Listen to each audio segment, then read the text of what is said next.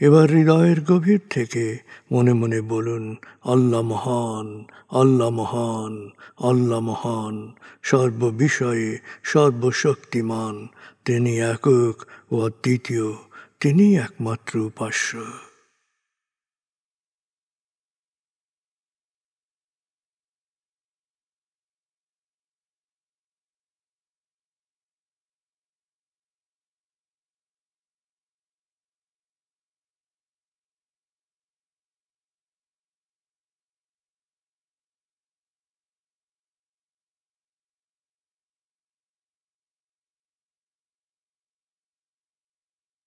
হৃদয়ের গভীর থেকে প্রার্থনা করুন, হে আল্লাহ, তুমি আমাদেরকে বিশ্বাসী, সৎকর্মশীল, সংঘবদ্ধ মানুষ হিসেবে কোয়ান্টাম ফাউন্ডেশনে একাত্ম করেছ।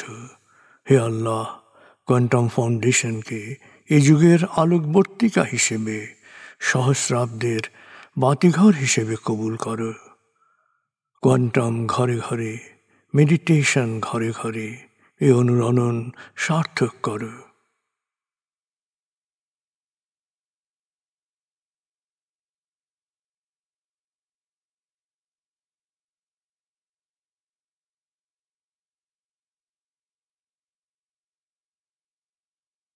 হে আল্লাহ, হে দয়াময়, হে মেহেরবান, কোয়ান্টাম ফাউন্ডেশনের সকল কার্যক্রম, শিক্ষা সেবা, শুদ্ধাচার, রক্তদান, এতিমান, প্রবীণ সেবা, চিকিৎসা সেবা, খতনা, মাতৃমঙ্গল, দাফন, কোয়ান্টাম মেথড কোর্স, এই সমস্ত কার্যক্রমকে সদকায়ে জারিয়া হিসেবে কবুল করো। এই কার্যক্রমে যারা সেবা দিয়েছেন তাদের সবার জীবনকে বরকতময়, প্রশান্তিময় করে দাও।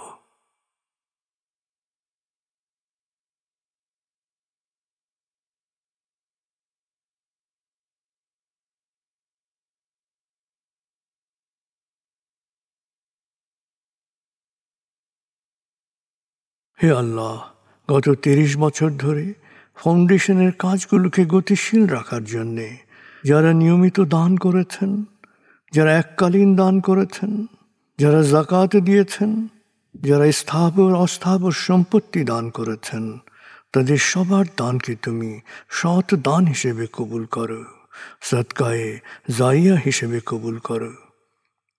তাদের পরিবারে সুখ ও প্রশান্তি দান করো, তাদের ধন সম্পত্তিতে বরকত দান করো।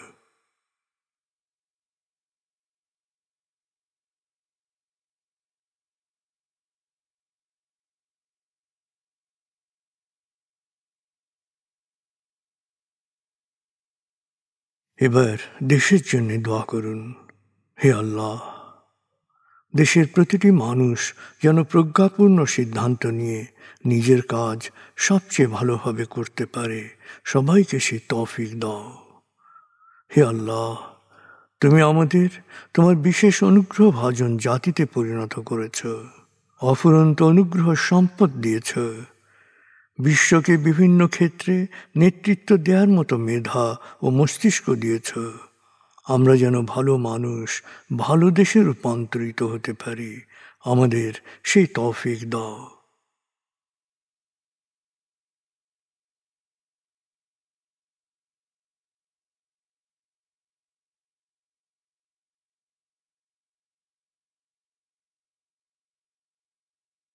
ভালো মানুষ, ভালো দেশ, স্বর্গভূমি বাংলাদেশ। ভালো মানুষ, ভালো দেশ, স্বর্গভূমি বাংলাদেশ। ভালো মানুষ, ভালো দেশ, স্বর্গভূমি বাংলাদেশ। দেশের জন্যে প্রার্থনা করুন। দেশকে যেমন দেখতে চান সেভাবে প্রার্থনা করুন।